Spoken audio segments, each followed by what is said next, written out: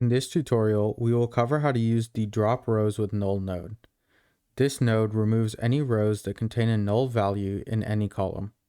This is a good way to deal with null values in a dataset if it is acceptable to remove a portion of the dataset. Here in the node configuration pane, there is nothing for the user to do.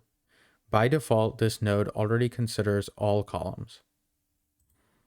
We will also be using the null values in column node to check how many null values there are before and after executing the drop rows with null node. Now we can execute this workflow.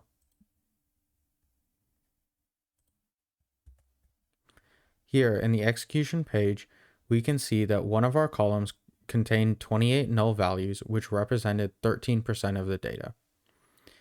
If it is acceptable to remove 13% of the data, then dropping all rows with nulls would be a good way to deal with this issue. We can see that after the node executes, there are now no null values in our dataset. Thank you for listening.